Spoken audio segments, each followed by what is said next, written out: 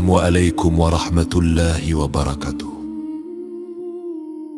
Aux serviteurs d'Allah, troisième rappel de notre série. L'interrogatoire de la tombe, les premiers instants de l'autre monde. Je commence par ces paroles d'Allah, celui qui donne la vie et la mort. وَمِنْ وَرَائِهِمْ بَرْزَخٌ إِلَى يَوْمِ يُبْعَثُونَ.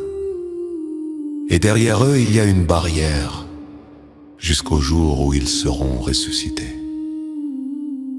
Le barzakh, cette période intermédiaire entre la mort et la résurrection, dont la première étape est la tombe.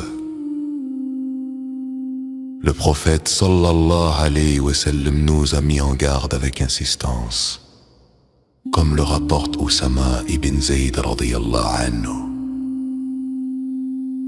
إن أشد الناس عذابا يوم القيامة رجل قتله نبي أو قتل نبيا وإن أشد الناس عذابا في القبور رجل لم يستتر من بوله.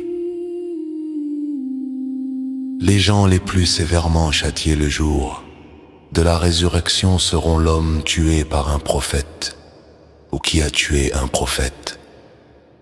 Et les gens les plus sévèrement châtiés dans les tombes sont ceux qui ne se préservaient pas de leur urine. Si sévèrement châtiés dans les tombes que nos savants disent la tombe est soit un jardin des jardins du paradis, soit un fossé des fossés de l'enfer. Écoutons la description du messager d'Allah, sallallahu alayhi wa sallam, rapporté par Al-Bara ibn Azib radiyallahu anhu. إذا أقعد المؤمن في قبره أتي ثم شهد أن لا إله إلا الله وأن محمدا رسول الله فذلك قوله تعالى يثبت الله الذين آمنوا بالقول الثابت.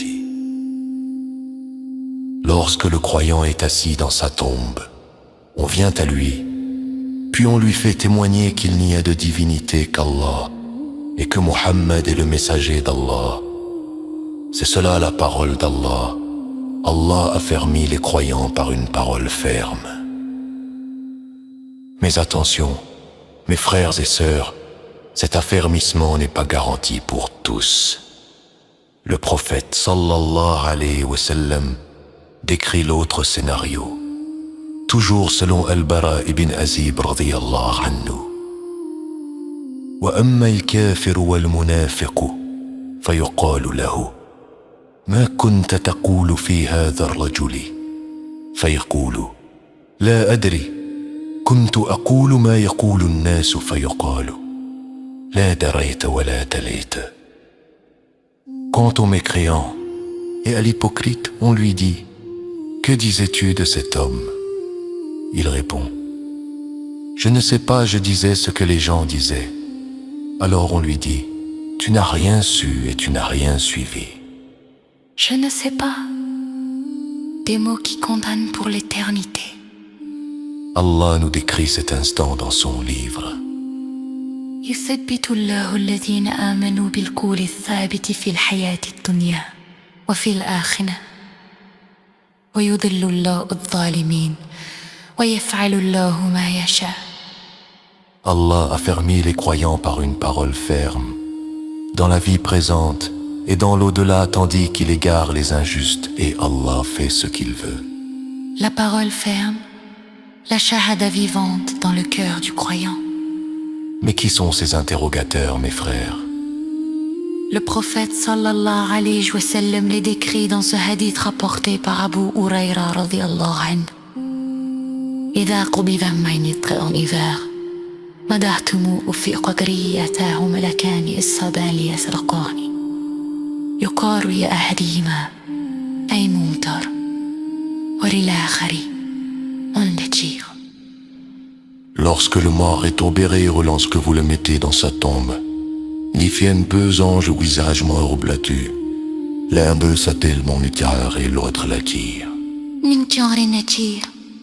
لولا لن évoque cette ironie inie. Ils viennent avec des marteaux de fer. Leurs yeux sont comme des étis. Leurs cheveux prennent jusqu'à thé. Leur voix comme le tonnerre. Ils demandent 3 questions fondamentales. Dem le retord de le prophète sallallahu alayhi wa sallam. يسأل في قبره من ربك ومن دينك ومن نبيك. Il sera dérogé dans sa tombe. Qui est ton Seigneur? Qui n'est qu'un religieux? Qui est ton prophète? أبو Quoi question simple? Et combien terminons j'ai sont préparés? يتمرتين الله لفسن سيرك الخزان. Ces 3 questions résument tout tes religieux. La première concerne Allah. La deuxième concerne la législation. La troisième concerne le son des sages. Le prophète nous a enseigné comment nous préparer, selon Abu Huraira radiyallahu anhu. إذا تشاهد أحدكم فليستعذ بالله من 4: من عذاب جهنم ومن عذاب القبر ومن فتنة المحيا والممات ومن شر المسيح الدجال. Lorsque l'un de vous fait le tashahhud, qu'il demande protection à Allah contre 4 choses: contre le châtiment de l'enfer, contre le châtiment de la tombe, contre les épreuves de la vie et de la mort, et contre le mal du faux Messie. Nous demandons protection contre le châtiment de la tombe dans chaque prière. Mais y pensons-nous réellement? Alors dès aujourd'hui, prends ces résolutions. Premièrement,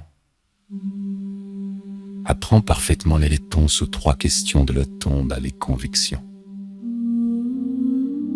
Deuxièmement, lis chaque nuit la sourate Al-Mulk.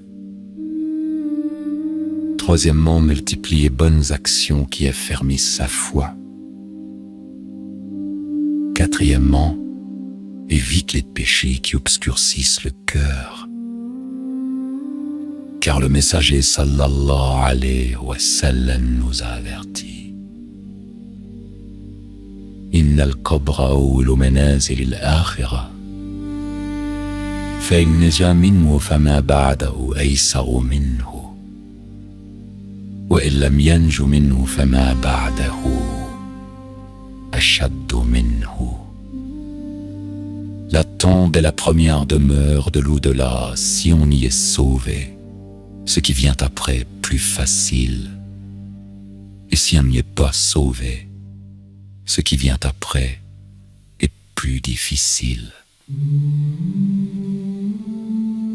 La première demeure, la porte d'entrée vers l'éternité. Quelle entrée prépares-tu pour toi-même? Et l'entrée lumineuse avec les anges te saluant. Dors comme un époux dont la fiancée se réjouit de le retrouver. Une entrée ténébreuse avec les anges te frappant. Dors comme un âne qui roule dans sa propre fange. Le choix est entre tes mains maintenant, avant que la terre ne te recouvre, que celui qui vendrait son âme pour des plaisirs éphémères réfléchisse au prix qu'il paiera dans l'obscurité de la tombe. Car là nous protège du châtiment de la tombe, qu'il affermisse nos cœurs par la parole ferme, qu'il nous fasse répondre correctement aux questions de Munkar et Nakir.